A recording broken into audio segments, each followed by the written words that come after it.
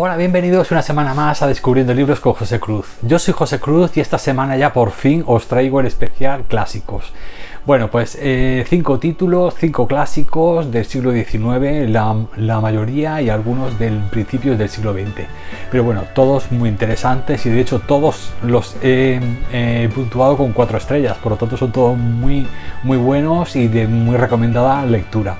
Vamos a empezar en el quinto puesto, o sea, bueno, ya yo digo que son los 5 buenos, o sea, los he ordenado un poco, pues, de una forma un poco, pues, por lo que me ha hecho sentir o lo que he disfrutado en ese momento de la lectura, pero bueno, ya os digo, son todos muy buenos, cada uno en su faceta, ¿no? En su género. Así que bueno, os traigo en quinto puesto y con 4 estrellas un libro de George Sand, de la famosa escritora francesa, Diario de una viajera durante la guerra. Como bien dice en el título, se trata de un diario en el que George Sand nos va contando, nos relata pues unos días muy tristes y muy tensos en los que, bueno, que tiene ella que sufrir ya a una edad ya mayorcita ella, con sus hijos, y tiene que ir huyendo un poco de ciudad en ciudad, siendo acogida por unos amigos, por amigos que tiene ella. Bueno, ella era muy famosa entonces ya, y bueno, tiene que ir un poco, pues eso, huyendo del avance de las tropas prusianas que en 1870 han invadido Francia. Y por lo tanto, pues bueno, es ese éxodo que ella tiene que ir haciendo, huyendo un poco pues de las zonas en las que hay más peligro de que el avance enemigo pues se haga realidad. Entonces, bueno, me parece una obra sensacional en el sentido de que, aunque no sea de ficción, o sea que es como una crónica, ¿no? Como un diario, pues aunque no sea de ficción, ya os digo, nos hace un retrato de esa época fantástico. No solamente nos va contando todas las noticias, todo el avance del ejército prusiano, lo mal preparadas que estaban las tropas francesas, lo desorganizadas, las luchas intestinas internas que habían en la política francesa, porque habían los que querían montar una dictadura para hacer frente a una maquinaria muy potente y que era la de los alemanes, la de los prusianos, y entonces pues decían que era necesaria una dictadura para cohesionar y para hacer un ejército fuerte, etcétera. Y ella decía que eso era una excusa, es decir, una excusa para cargarse la república, es decir, que realmente no se trataba de que después de casi un siglo entero de luchas, un país pues que estaba muy cansado, ¿no? De luchar tanto con el imperio de Napoleón como anteriormente con las monarquías, estaba cansada de luchar y por lo tanto no era cuestión de montar una dictadura, sino que de lo que se trataba era de que el pueblo ya no estaba por esa labor, ¿no? Entonces, pues bueno, ella es gran defensora de la República, de respetar todas las ideas dentro de la República, y basaba la fuerza de las ideas en el sufragio, ¿no? En el sufragio universal, ¿no? En el sufragio de todos los partidos, todas las ideas, ¿no? Alrededor de ese tipo de sufragio, y que no existiera de nuevo una dictadura, ¿no? Ella criticaba igualmente los estados absolutistas monárquicos, como el imperio, que dice que fue también una cierta traición a las ideas de la Revolución Francesa. Por lo tanto, ella estaba en otro tema, estaba en el tema de la República, en el que, bueno, mediante, ya os digo, votaciones, pues se hiciera un poco partícipe de todas las fuerzas políticas, todas las tendencias que pudieran opinar y votar, ¿no? Al respecto. Entonces, que no utilizaran ningún dictador nuevo como habían ya tenido anteriormente para cogiendo como excusa la guerra contra Prusia, cambiar otra vez el modelo político, que era lo que ella más temía. Ya os digo que ella además le cogió ya de mayor, estaba muy cansada, y la verdad es que en las páginas de este libro se nota un poco también el pesimismo, el miedo, la incertidumbre de esa época, ¿no? Y ya os digo que tiene además partes muy bonitas, muy hermosas, porque ella vive un poco al día. Intenta ver en sus hijos el futuro, la felicidad, en los sitios donde es acogida, ver la belleza de la naturaleza, de los animales. Intenta un poco evadirse un poco pues de la gran amenaza del avance prusiano. y por otro lado nos hace una radiografía política de todas las facciones y de todo, que era, vamos, que es maravillosa. Así que ya os digo que, y la he dejado en quinto puesto, ya os digo, porque bueno, porque son todas buenas, todas las lecturas que os traigo hoy. Pero bueno, es una maravilla que os voy a leer un poquito, o sea, he señalado muchas cositas de ella, pero bueno, voy a leer solamente el primer párrafo para que veáis un poco que su forma de escribir hoy en día sigue siendo muy actual, y de las cosas que habla ella es que hoy en día es lo mismo, es decir, que en muchos aspectos no se ha avanzado nada, ¿eh? Están todavía, pues eso, las mentalidades conservadoras contra los progresistas, contra los que son más monárquicos, los que son más demócratas, es decir, es lo mismo que hoy en día, solamente que bueno, que en esta época, ya os digo, finales del 19, 1870. Este libro se publicó un año después, en 1871.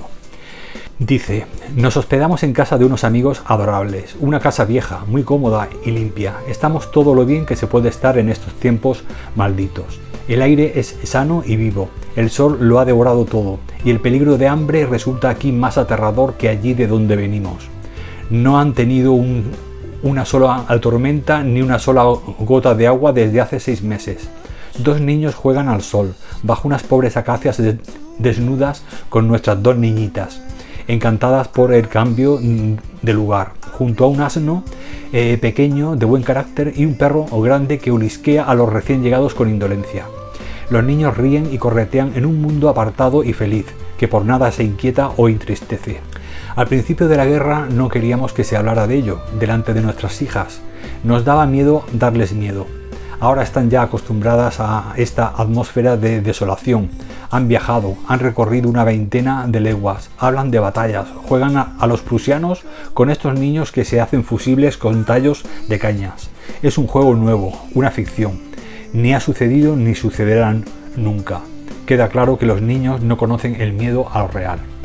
Bueno, esta es una solamente ya os digo, del montón de cosas que he subrayado y que son pues muy interesantes, que no os voy a leer porque si no, bueno, me enrollaría solo con el primer libro y no os traería los siguientes. Pero ya os digo que es una maravilla, es una joyita histórica, sobre todo histórica, de esta autora, que estamos acostumbrados más a leer sus libros de hadas, de fantasía así del 19, muy hermosa, muy fantástica, pero que en este caso es muy realista. Y aquí además ya os digo que lo que más sobresale de este libro y lo que más me ha encantado es ver la mentalidad tan avanzada que tenía George Sand, lo claro que tenían las cosas y además a la vez lo humilde y lo modesta que era con sus opiniones. Una persona normalmente cuanto más sabe, más humilde es. Entonces nunca es el ignorante el que suele tener enunciados más tajantes, ¿no? Grita más, se hace oír más con las 4 verdades que cree que son verdades. Pero la gente que es más culta normalmente no suele imponer sus ideas, puesto que ve la complejidad del hombre, ve la complejidad de la sociedad y prefiere respetar las diferencias a imponer sus tesis, ¿no? Así que creo que George Sand era una mujer, ya os digo, muy avanzada a su época, y sus escritos, bueno, y los análisis que hace, pues de eso, en A Río Revuelto empiezan así un poquillo todas las diferencias políticas empiezan a surgir por todos los lados. Incluso hay algunos políticos que incluso se venden a los prusianos para poder luego tener algunos privilegios. Es decir, que en época de guerra hay mucha guerra política sucia también, y ella lo veía más allá de las apariencias, y encima pues eso, con las noticias a cuentagotas que le llegaban, es decir, que era muy poquito lo que, y ella leía los periódicos y te decía esto es verdad o esto es mentira. Es decir, que está muy interesante este libro, la verdad. Así que bueno, en el quinto puesto con 4 estrellas, este diario de una viajera durante la guerra. Bueno, en el cuarto puesto, y también con 4 estrellas, saltamos unos 40 años después del libro anterior y ya nos metemos en la Primera Guerra Mundial. Y en ese conflicto internacional tenemos a Leonid Andreyev con El yugo de la guerra. De este autor ya os traje Risa Roja, que para mí fue su obra magna, mejor que esta, es decir, me gustó mucho más Risa Roja. Pero bueno, El yugo de la guerra también me ha gustado mucho porque es diferente. La otra era más metido en la guerra, era un oficial que tenía que huir de las trincheras, y en este caso es un señor, el protagonista, por el hecho de que tiene 45 años. Estamos en 1900, o sea, estamos al principio de la Primera Guerra Mundial, 1914. Esta novela se publicó en el 16, 2 años después. Pues en el 14, que es donde se desarrolla esto, empieza la guerra y los jóvenes son llamados a filas. Pero según si estabas casado, si tenías hijos, según qué edad tenías, etcétera, pues habían algunos que no eran, en fin, había mucha gente, muchos hombres que no eran llamados a filas y que sí que quedaban un poco en la reserva, ¿no? Era el caso del protagonista de esta novela, que con 45 años, pues parece ser pues que estaba fuera del cupo de gente de los llamamientos, ¿no?, a filas. Entonces este hombre ve cómo los jóvenes van todos a la guerra, luchan en plan patriótico, la exaltación de los nacionalismos, todas estas cosas que se echa gasolina a la gente para envalentonarnos y que se alisten, ¿no?, para una guerra. Entonces él al principio nos relata esta novela, estos acontecimientos. De principio él tiene hijos, tiene mujer, trabaja para una especie de empresa administrativa en una oficina, y bueno, y ve pues cómo al principio tiene una mentalidad muy pacifista. Él no entiende cómo la gente puede ir a la guerra a matarse contra otros chavales que no tienen nada, ni les han hecho nada a ellos, ni ellos a esto. Es decir, que los han metido a alguien que tiene intereses económicos, comerciales a nivel internacional, son los que mueven los hilos y mandan a los hijos de los trabajadores a defender sus intereses, ¿no? Pero bueno, ya os digo, es muy pacifista la primera opinión que tiene, pero luego cuando va viendo cómo matan a los chicos y cómo vuelven los trenes llenos de heridos, etcétera, empieza a surgir en él un nuevo sentimiento diferente al tema pacifista, y es el tema de los remordimientos, ¿no? Se siente como cobarde, ¿no?, como que está como despreciado, ¿no?, por la sociedad, por no haber colaborado en la lucha por la patria, ¿no? Entonces tiene ese doble, claro, él no se quiere ir a la guerra, primero por ese fondo pacifista, y por otro lado por el tema de sus hijos, porque si se van a la guerra deja de trabajar y sus hijos lo pasarían mal económicamente, y está viendo cómo hay muchas casas que están ya pasándolo mal e incluso pasando hambre, ¿no? Por lo tanto él no quiere que ocurra eso, y él sigue trabajando, pero ya os digo, hay manifestaciones, la prensa, todo la exaltación por la guerra, y él pues esa propaganda también pues le afecta, ¿no?, a nivel personal. Dice, seré un inútil, seré un cobarde, no estaré aportando a la patria mi esfuerzo, ¿no?, entonces se debate, está constantemente en esa doble conciencia, ¿no?, que es lo que va a arrastrar durante toda la novela, esta especie de diario. Esto es otro diario, pero más novelado, es decir, no ocurrió realmente, ¿no? De hecho, el autor, el mismo escritor, sí que se parece más a Risa Roja, él sí que estuvo en el frente. Pero bueno, en este caso nos habla de un personaje que está en la reserva, que está todavía en casa y que todavía no ha sido llamado a filas. Entonces ya os digo, luego tendrá una parte muy bonita, es que su mujer es una mujer muy tranquila, muy silenciosa, muy reflexiva, y con él no se relaciona mucho. Es decir, es como esas parejas que cuando tienen hijos se enfría un poco la comunicación, pero sin embargo ella no habla pero actúa. Entonces es una mujer que en cuanto empiezan a venir heridos del frente, ella se apunta como enfermera en un hospital de campaña de estos de los soldados, y ella va de forma voluntaria, sin cobrar, allí a curar, a ayudar a los soldados. Eso a él al principio le indigna un poco, pero porque claro, al irse a prestar sus servicios deja de hacer las cosas de casa, está todo sucio, todo desordenado, pero él no le dice nada porque claro, es una labor que también su mujer se atreve a hacer y cree que es muy digno, ¿no? Entonces se siente por un lado orgulloso y por otro lado le fastidia el que cambie las costumbres cotidianas. Poco a poco se verá viendo cómo a medida que va pasando la novela, vamos viendo como cada vez su mujer va teniendo más protagonismo y él va a entender perfectamente por qué ella hace lo que hace. Y de hecho va a ser incluso un poco la salvación de él y de su familia y de sus hijos. Así que ya os digo, una crónica relatada en forma de diario de una familia a nivel cotidiano, de cómo vivía, de cómo sufrió esos primeros meses, ese primer año, sobre todo de Primera Guerra Mundial. Y me parece magnífico, es decir, un relato muy bueno. Ya os digo, no llega al nivel de Risa Roja, que Risa Roja para mí es la mejor de este autor, pero este también me ha gustado mucho, por lo tanto, pues bueno, también os lo recomiendo encarecidamente. Bueno, después de Sin Lengua, sabéis que esa obra a mí me encantó, de Vladimir Korolenko, el maestro de Máximo Gorki, y que bueno, que leí otra obra más de él, que no me acuerdo ahora mismo, ya os dejaré por ahí la portadita. Y bueno, he conseguido la tercera obra que existe de Korolenko traducida al español, y se trata de Yom Kippur y el sueño de Makar. Son dos relatos, Yom Kippur por un lado y el sueño de Makar por otro, que reúne esta edición de Elmida Editores, y que bueno, que me parecen los dos preciosos. Ya os digo que a mí Korolenko, cuando lo descubrí con Sin Lengua, que para mí es la mejor de sus obras, pues bueno, tuve que investigar a ver qué otras obras habían traducidas del autor, y bueno, y ya tengo las tres que en principio son las que he podido conseguir.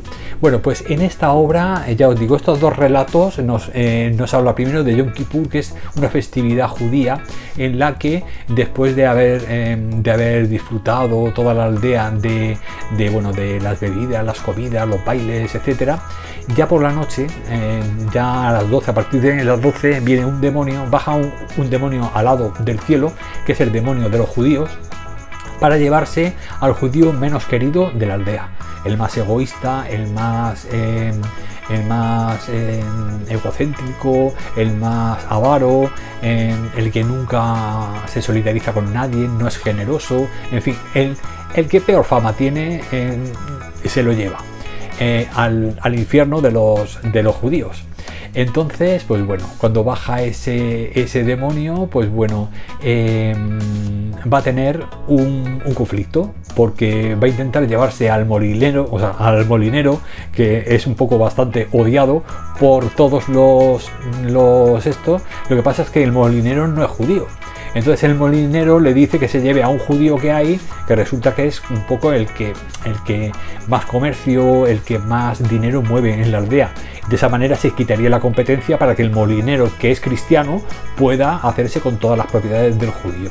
No os voy a contar más porque es un relato muy chulo, pero ya os digo que tanto el Yom Kippur como el sueño de Makar, los dos tienen ese contenido, ese mensaje muy chulo, que siempre solía haber en todos los cuentos rusos, sobre todo en Afanasiev, que es otro de los autores de cuentos rusos que me encantaba, y todos tenían como esa moraleja, ¿no? Al final. Así que este primero es precioso, y el segundo, el de el sueño de Makar, también es así de tipo fantástico, y nuestro protagonista será juzgado por todos sus pecados, ¿no?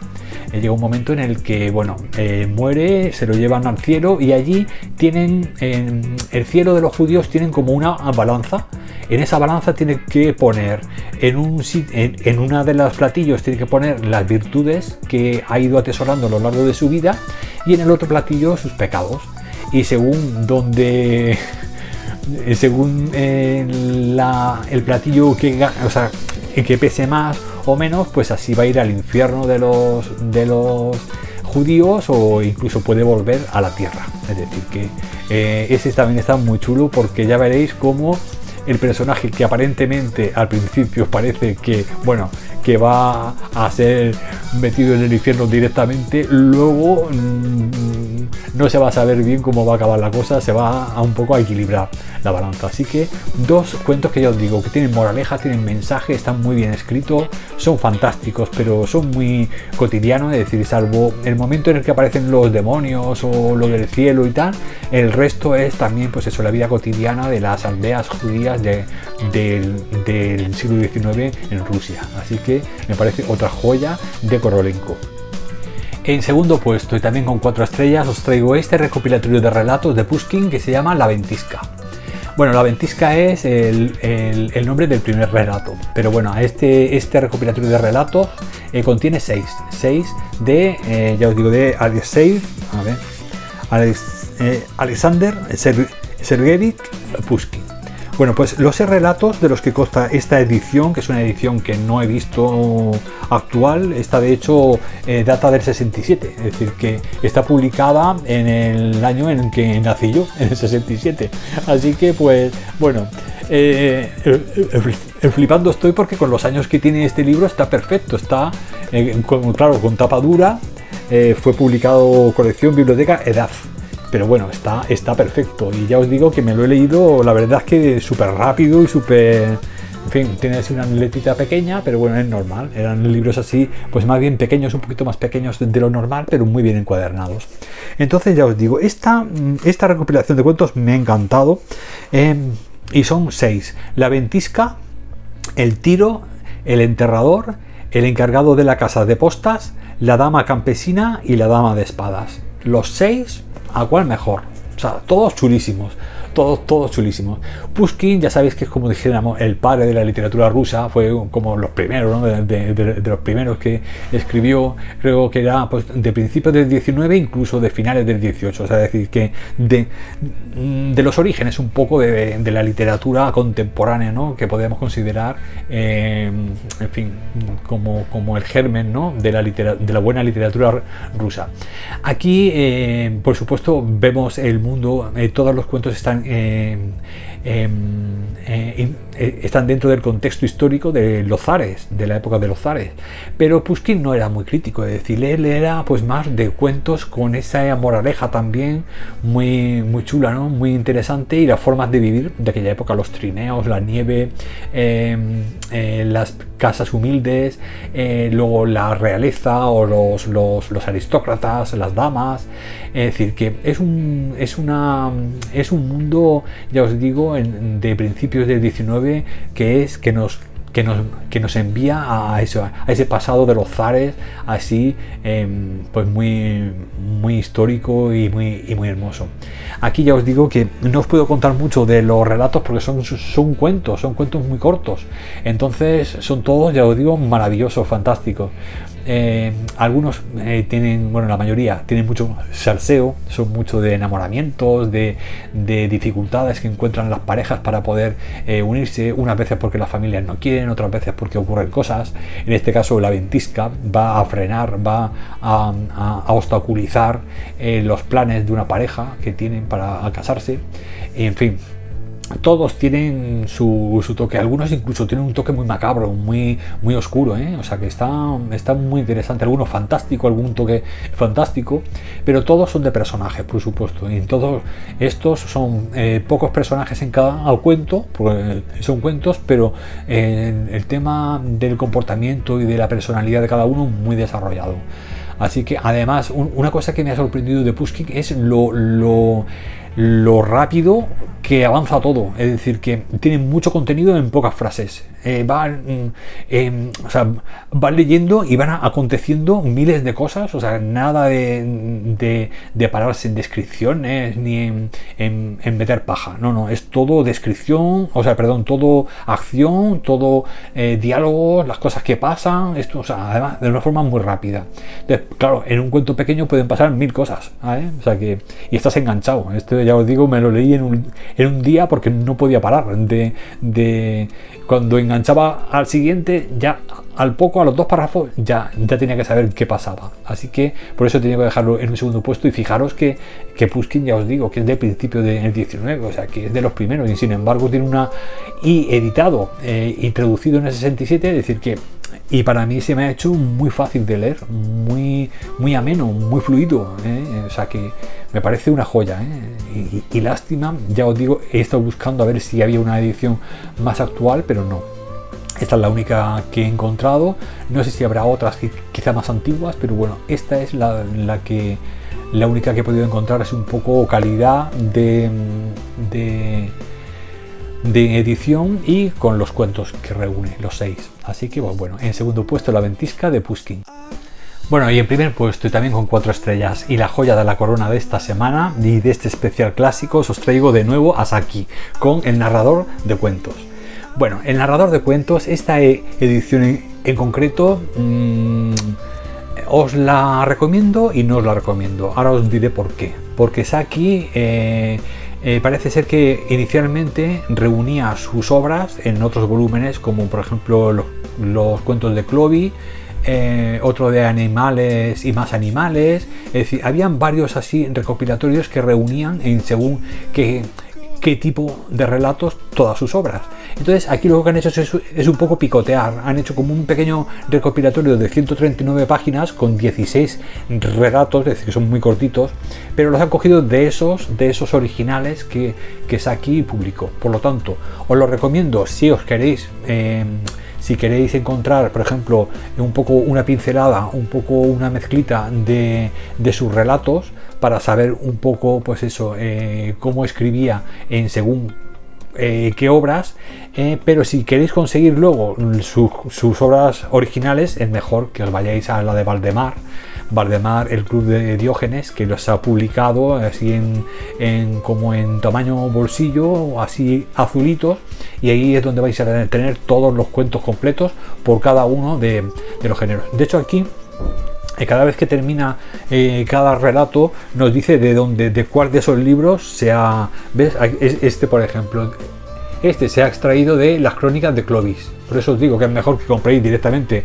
las crónicas de Clovis, y así no tenéis aquí como un revoltijo, ¿no? Yo de todas formas lo compré porque me gustó mucho la portada, el tacto es sensacional, y bueno, y así ya iba adelantando porque tenía muchas ganas de leer de nuevo a Saki. Y los otros, pues a veces son los de Valdemar, sabéis que a veces son un poco más complicadillos de encontrar. Bueno, los del Club de Diógenes no, pero los otros, por ejemplo, de la tapadura, a veces se agotan y no hay forma.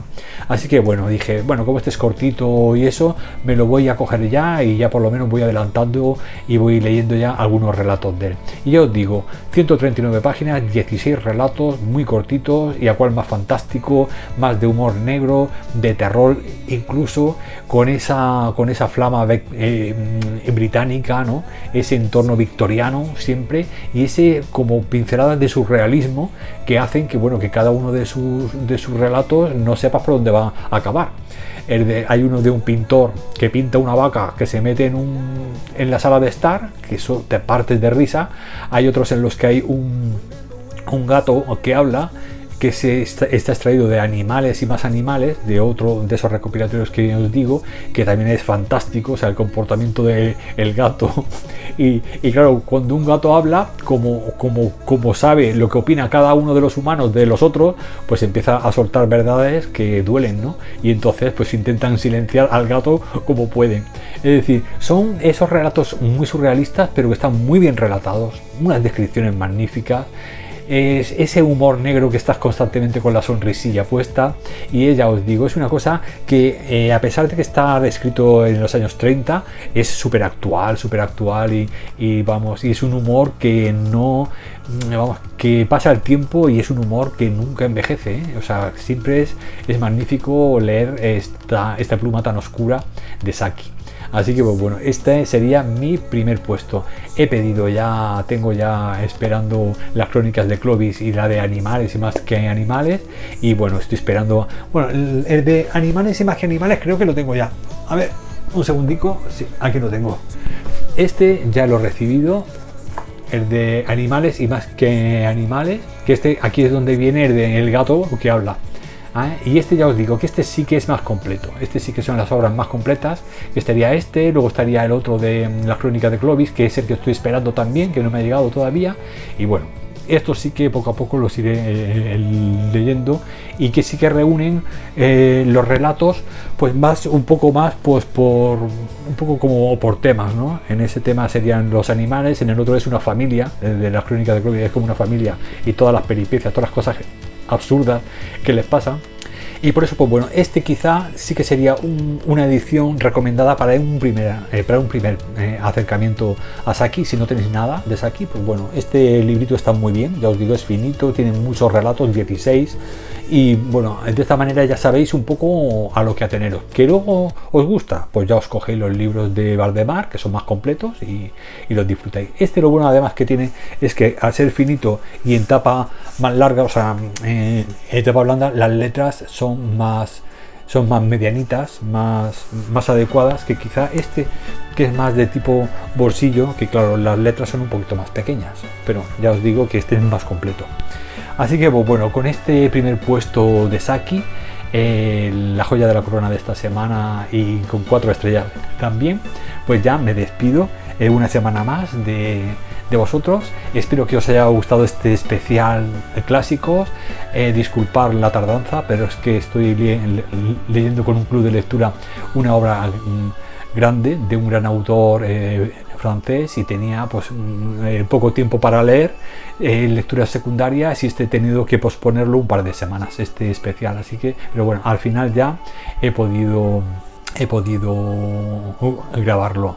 También os habréis dado cuenta de que he bajado un poco la frecuencia de los vídeos, de 2 vídeos semanales a un vídeo, por eso, porque mientras que dure este tema de la lectura de esta lectura de esta lectura conjunta de este autor francés, no voy a tener mucho tiempo, así que pues bueno, y ya hemos vuelto al trabajo, en fin, miles de cosas que ya sabéis que siempre nos van surgiendo. Así que bueno, de momento voy a dejarlo en un vídeo semanal, y ya más adelante pues ya valoraré cuando esté más relajado y terminemos esa lectura, pues a lo mejor subo de nuevo la frecuencia a 2 vídeos semanales. De momento uno a la semana, los jueves. Voy a dejar el de los jueves, que es el más importante, que es en el que os traigo las reseñas, y por lo tanto pues bueno, espero que las disfrutéis, y nada, y os deseo una semana de lecturas maravillosa.